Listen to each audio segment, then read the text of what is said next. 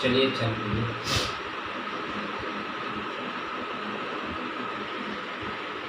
मित्रों नमस्कार। आज देश की परिस्थितियों को देखते हुए कवि का अंतर्मन बेबल हो जाता है कि काश कवियों के मन के अनुरूप भारत देश चलता तो कितना अमन चैन होता। वास्तव में साथियों, जो हृदय कहता है, हृदय के अनुरूप यदि हमारे नेता, अभिनेता और हमारे देश के जो अगुआ हैं, जिनके कंधे पर देश का बहुत बड़ा भार है, अगर पवित्र कल्पना से वो लोग प्रेरित होकर के देश की व्यवस्था को संचालित करते तो कितना अच्छा होता। अब 5 अगस्त को सुनने में आ रहा है कि हमारे यशस्वी प्रधानमंत्री जी शिलान्यास करने जा रहे हैं, जबकि शिलान्यास तो राजीव गांधी ने भी किया, कई बार बहुत सारे नेताओं ने किया, लेकिन जब सियासत की रोटी पकती है तो हम कवियों को तकलीफ होती है।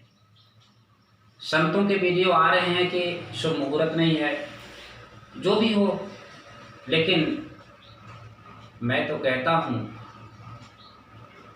कि हिंदुओं के मंदिर को मुसलमानों को ठेका दिया जाए, वो बनाएं, और मुसलमानों की मस्जिद को हिंदू लोग बनाएं, एक दूसरे का घर दूसरे लोग बनाएं, तो कितना अच्छा होगा, कितना प्यार होगा, कितना अमन चैन होगा। तो एक पवित्र कल्पना देखें,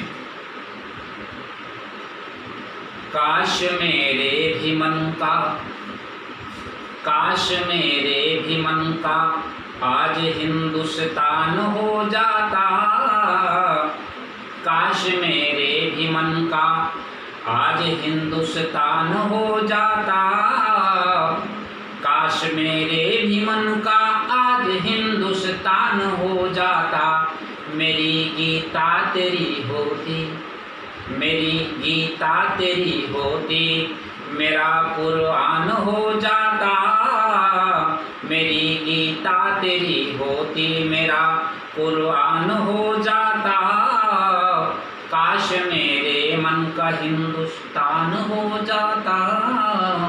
एक कल्पना है कि अगर हिंदुओं की गीता को मुसलमान पढ़ने लगते, मुसलमानों के कुरान को हिंदू पढ़ने लगते, तो शायद नफरत नहीं होती, लड़ाइयाँ नहीं होती, नफरतें दूर हो इंसानियत के पास ना होती, नफरतें दूर हो जाती, नफरतें दूर हो इंसानियत के पास ना होती, तेरा इस्लाम हो जाता, तेरा इस्लाम हो जाता, मेरा आजान हो जाता, तेरा इस्लाम हो जाता, मेरा आजान हो जाता, काश मेरे मन का हिंदुस्तान हो जाता, मेरी गीता तेरी होती, मेरा कुरान हो जाता। मोहब्बत तभी हो पाएगी जब नफरत दूर हो जाएगी।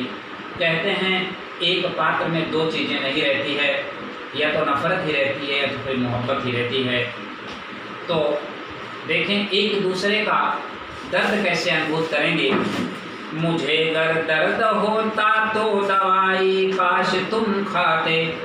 कितनी अच्छी सी बात है कि दर्द किसी और को होता, दवाई कोई और क्यों खाएगा। लेकिन कवि की कल्पना है, मुझे अगर दर्द होता तो दवाई काश तुम खाते, विचार उठते मेरे मन में जुबां से तुम बयां करते, विचार उठ अर्थात मेरे मन की बात कोई और कह देता, विचार उठते मेरे मन में जुबां से तुम बयां करते, दिलों की दूरियां अगर जिस घड़ी मिट जाएगी यारों, स्वर्ग की बात ना होती, हकीकत स्वर्ग में होते, स्वर्ग की बात ना होती, हकीकत स्वर्ग में होते, काश मेरे मन का हिंदुस्तान हो जाता, मेरी गीता तेरी होती, मेरा कुरान हो जाता।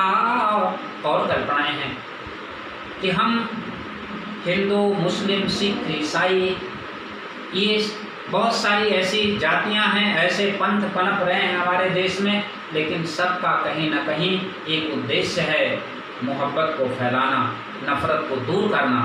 सबका मुख्य उद्देश्य यही है, लेकिन फिर भी नफ़रतें पता नहीं कहाँ से पनप रही हैं, कौन इनको जीवित कर रहा है। तो अगली पंक्तियों में देखेंगे इस कल्पना को। एक परिसर में हिंदुस्तान के सब धर्म आ जाएं। जैसे एक आंगन में मोहम्मद साहब, हमारे पैगंबर, हमारे राम लला जी, हमारे किशन कन्हैया जी, हमारे वाहेगुरु जी और हमारे जीसस क्राइस्ट सब एक ही आंगन में एक माता पिता की औलादे की तरह खेलें तो कितना आनंद आएगा।